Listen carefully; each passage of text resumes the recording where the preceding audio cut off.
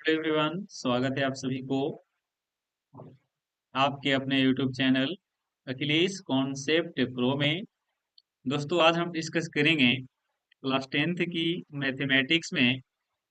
हम लोग arithmetic progression का क्वेश्चन नंबर 19 को देखेंगे। तो आइए क्लास को शुरू करते हैं। तो ये रहा आज का आपके सामने पहला प्रश्न है, क्वेश्चन नंबर 19। प्रश्न है प्रश्न है कि सुबह राव ने 1995 में 5,000 रुपया मासिक वेतन पे पद कार्य आरंभ किया और प्रत्येक वर्ष 200 रुपया वेतन वृद्धि प्राप्त की। किस वर्ष में उसका वेतन 7,000 रुपया होगा? प्रश्न को बढ़िया से समझिएगा। कह रहा है कि एक व्यक्ति है जिसका नाम है सुब्बा राव। 1995 में वो किसी कार्य पे 5,000 रुपये मासिक वेतन के अनुसार क्या होता है, वेतन पे वो मतलब मान के चलिए कि वो काम पे लग गया है। ठीक है।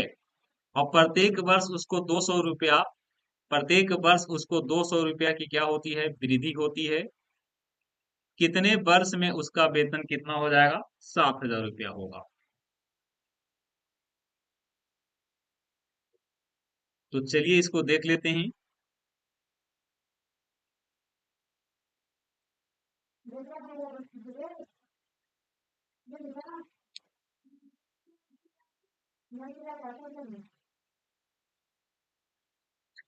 तो यहाँ पे मैं देख रहा हूँ, यहाँ पे मासिक नहीं होना चाहिए। यहाँ पे मासिक ना हो करके आपको यहाँ से वार्षिक होना चाहिए था। ये जो है ना लाइन, जितना मेरा ख्याल से लगता है, यहाँ पे क्या होना चाहिए, यहाँ पे वार्षिक होना चाहिए। यहाँ पे क्या होना चाहिए दोस्तों? वार्षिक।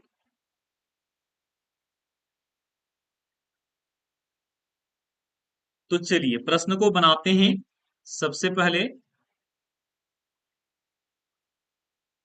1995 में वो किसी काम पे लगा है और एक वर्ष का पेमेंट उसका कितना है? 5,000।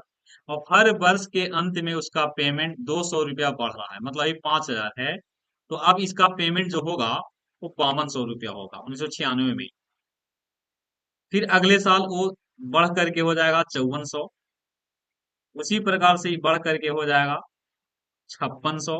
और करते करते करते कोई खास समय में यह पेमेंट उसका कितना हो जाएगा? 7,000 रुपया हो जाएगा। तो यहाँ पे आपको बताना है कि कितने वर्ष में उसका वेतन 7,000 रुपया हो जाएगा। तो चलिए ध्यान दीजिएगा। सबसे पहले यहाँ पे ए बराबर, अगर एपी के पॉइंट ऑफ व्यू से देख रहे हैं, तो ए बराबर उसका कितना हो जाएगा? 5,000 रुपया। और हर वर्ष वर्ष के अंत में 200 रुपया उसको हमेशा वेतन बढ़ जा रहा है। इसका मतलब कि ये आपका उसका क्या है, कॉमन डिफरेंट है। क्या है? डी का वैल्यू है। तो डी बराबर उसका कितना हो जाएगा? डी बराबर 200 रुपया। अंत में उसका पेमेंट जो है वो 7,000 रुपया हो जाता है। 7,000 रुपया। तो आपको इसमें बताना है कि कितने वर्ष में उनका पेमेंट 5,000 रुपया से 7,000 रुपया हो जाएगा, यदि उनके वेतन हर हर वर्ष 200 रुपया बढ़ जाती है। बिल्कुल ही सिंपल सा प्रश्न है दोस्तों।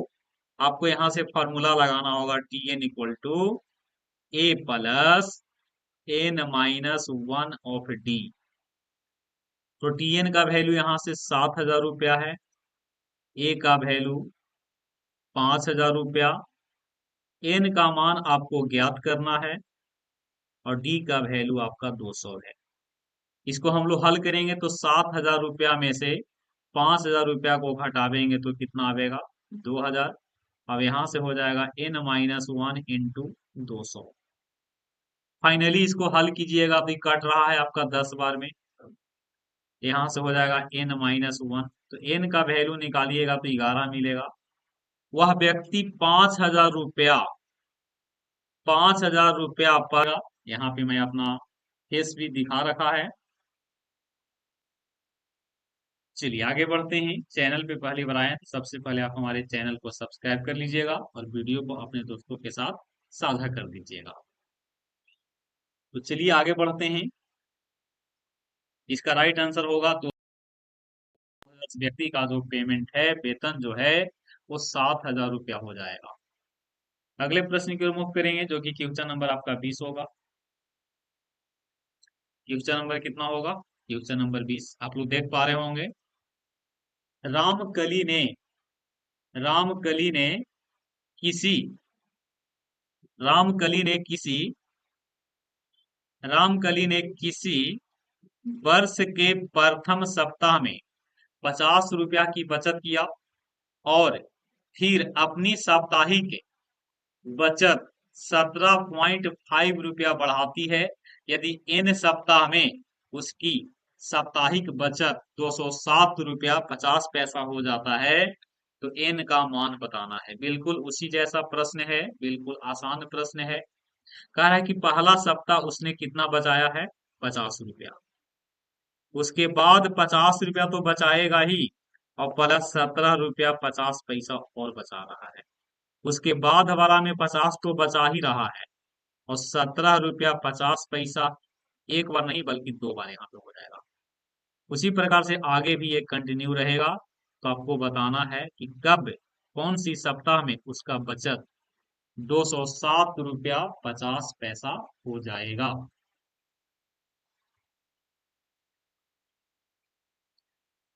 यहां से देख लीजिए ए बराबर कितना है। इसको हम जोड़ करके भी लिख सकते थे लेकिन हमने वैसा नहीं किया है। ए बराबर 50 है और हर सप्ताह वो कितना बढ़ा रहा है? 17 रुपया 50 पैसा। टीएन का वैल्यू यहां से देखा जाए तो हो जाएगा कितना? 207 रुपया 50 पैसा। आपको निकालना है एन का। फॉर्मूला आप लगा लीजिए। TN equal to A plus N minus one of D होगा। यहां से आपको निकालना होगा एन का वैल्यू। तो टीएन का वैल्यू है 207 रुपया 50 पैसा बराबर ए का वैल्यू यहां से हो जाएगा 50 plus N minus one of 17 रुपया 50 पैसा। इसको हल करेंगे तो 207 रुपया 50 पैसा में 50 रुपया को घटा देंगे। ये आपका आवेगा 100, कितना हो जाएगा? 157 होगा ना। 157 रुपया 50 पैसा और एन माइनस वन इंटू इसको मैं लिख सकता हूँ 35/2। कितना लिखेंगे? 35/2 लिखेंगे। इसको भी हम लोग लिख सकते हैं कितना? 2 से पहले गुना कर लेते हैं। ये हो जाएगा 7 दूनी 14 एक 15। इसको लिखेंगे 315/2। 315/2 लिखेंगे। बराबर एन माइनस वन इंटू 35/2। तो 2 से 2 आपका कैंसिल हो जाएगा। 2 से 2 यहां से कैंसिल हो गया। अब इसको हल कर लेंगे तो 315 बराबर एन माइनस वन इंटू 35 है। इसको ऐसा करते हैं कि इसको 5 से काट लेते हैं। 5 से काटेंगे तो 5 सत्ते 35 और 5 से इसको काटेंगे तो हो जाएगा कितना? ये आपका हो जाएगा 5 छके 63 हो जाएगा ना, 63। तो 63 बराबर एन माइनस वन इंटू 7। इसको हल करेंगे तो यहाँ से 9 होगा और एन माइनस वन होगा यानी कि एन बराबर 10 आएगा। ऐसा कब होगा? तो कुछ थ्योरी पोर्शन हम लोग कर लेते हैं। कह रहा है कि एपी के प्रथम एन पदों का योग बताना है। तो देखिए एपी जो बनता है उसमें पहला पद ए होता है, दूसरा पद ए प्लस डी है। उसी प्रकार से अगला पद आपका होगा ए प्लस 2D। उसी प्रकार से और आगे कंटिन्यू रखेंगे तो होगा ए प्लस 3D, ए प्लस 4D अब आगे करते करते ये आपका होगा ए प्लस n-1 ऑफ डी होगा। क्लियर। अब इसका निकालना है सम। सम निकालना है तो सम को मैं यहाँ पे डिनोट करता हूँ एस एन द्वारा। एस एन कहीं कहीं बुक में आपको मिलता है एन। इस एस एन का फॉर्मूला यहाँ से जो बनेगा वो मैं आपको डायरेक्ट लिख रहा हूँ, प्रूफ नहीं कर रहा हूँ। ये होता है n/2 2a plus n-1 of D. इसी को मैं इतना भी लिख सकता हूँ एस एन बराबर n/2 और यहां से लिखेंगे a plus n-1 of D.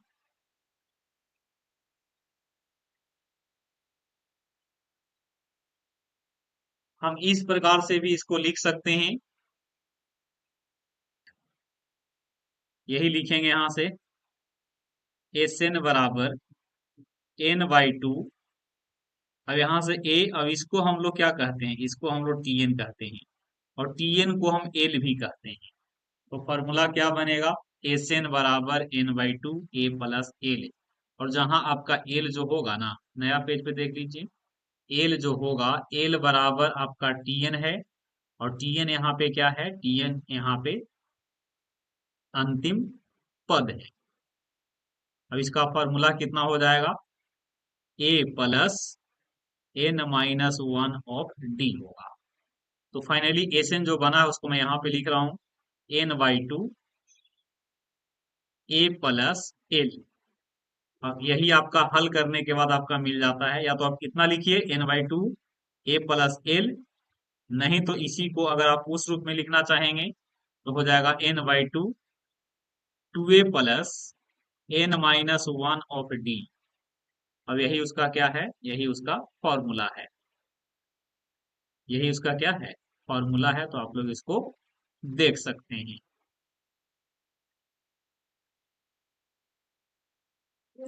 ठीक है, इस प्रकार से आप इसको याद रख सकते हैं।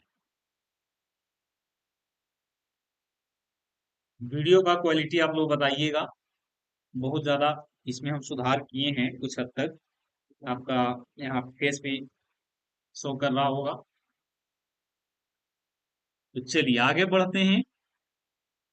जैसे हम आपसे पूछ दें, नया पेज पे आपको बता रहा हूँ, हम कहते हैं कि 2 है प्लस 4 है प्लस 6 है प्लस 8 है, करते करते करते करते आपका 100 तक, 100 तक। ठीक है ना। इसका आपको योगफल बताना है। क्या बताना है, योगफल।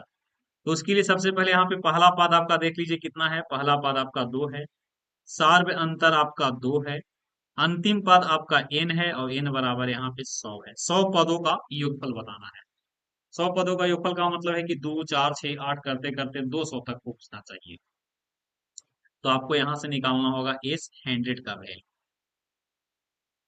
तो सबसे पहले इसका फॉर्मूला लिखेंगे एस एन बराबर n/2 2a plus n-1 of D. अब इसी को मैं हल करूंगा तो n का वैल्यू यहाँ से 100 है और नीचे आपका 2 है, 2 गुने 2। अभी आपका 100 में घटेगा तो 99 और 99 गुने दोनों का बीच का डिफरेंट। 100 में 2 से डिवाइड करेंगे तो मिलेगा 50। अभी हल करेंगे तो यहाँ से देख लीजिए, 2 दूनी 4 प्लस 9 दूनी 18 अब 1 19 यानी कि 198 हो जाएगा। इसको हल करेंगे तो मिलेगा 50 गुने 202, 50 गुने 202 10,100, 10,100 आएगा।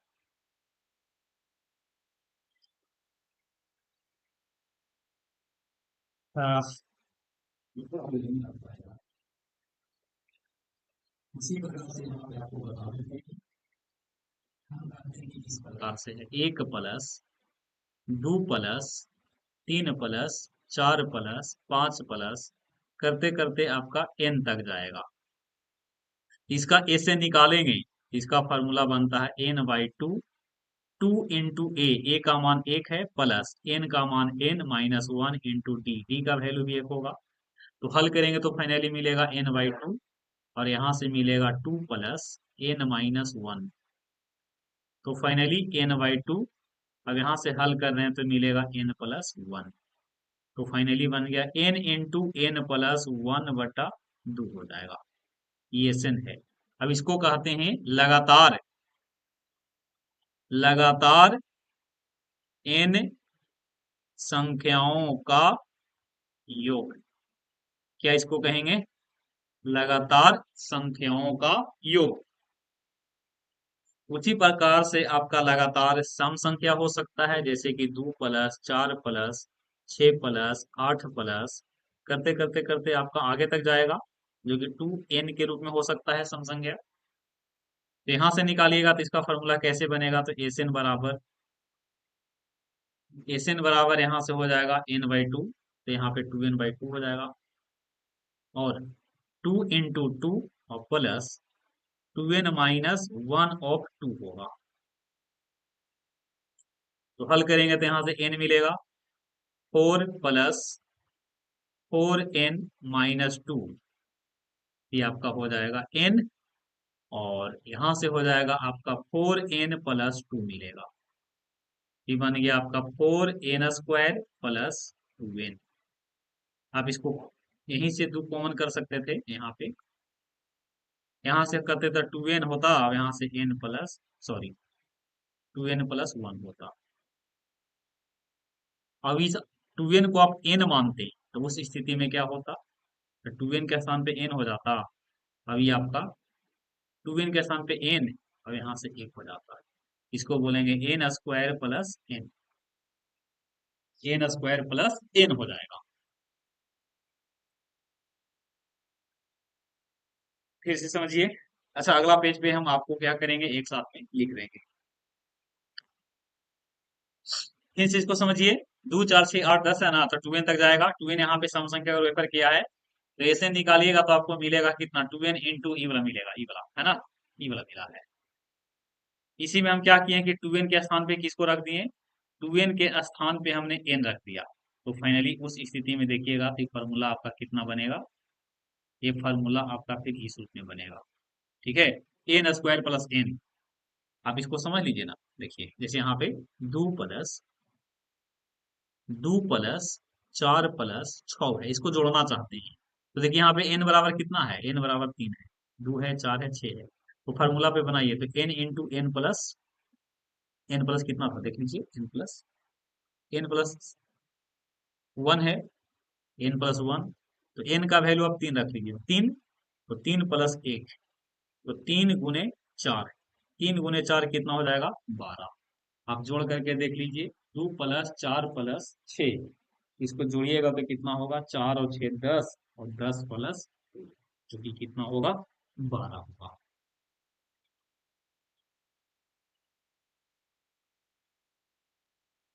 तो यहां से वो बात आपको पूरा एक पेज पे लिख देता हूं। बात ये है कि यहाँ पे मैं लिखूंगा n लगातार संख्याओं का योगफल। संख्याओं का योगफल ये आपका बनेगा n × n/2 × n+1। n हो लेकिन आपका लगातार हो, और साथ में सम संख्या क्या हो? सम संख्या का योगफल हो। सम संख्या का योगफल हो, तो बन जाएगा n × n+1। उसी प्रकार से आपका क्या होना चाहिए? लगातार ही होना चाहिए, लेकिन मान लो कि सम नहीं, बल्कि क्या होना चाहिए? सम नहीं, आपका विषम होना चाहिए। इसे होता है जी n लगातार सम नहीं, बल्कि यहाँ पे क्या लिखना होगा? विषम। विषम संख्याओं का योग। इसका फॉर्मूला बनेगा n × n, जो कि हो जाएगा कितना?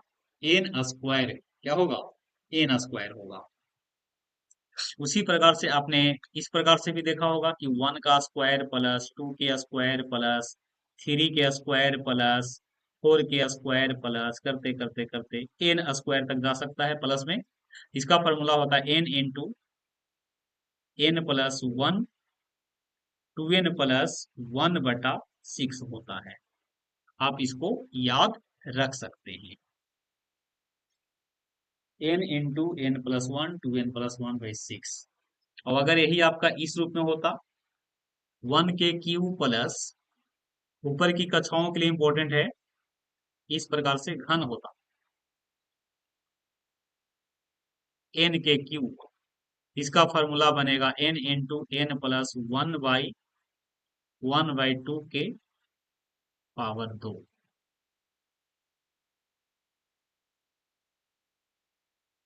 अब चेक करके देख सकते हैं, ये दोनों को जोड़ करके देख लीजिए। तो 1 का क्यूब 1 हो गया और 2 का क्यूब 8 है, तो 8 में जोड़ेंगे तो 9। यहाँ देख लीजिए, 2 रखेंगे तो 2, और 2 में 1 जोड़ेंगे 3।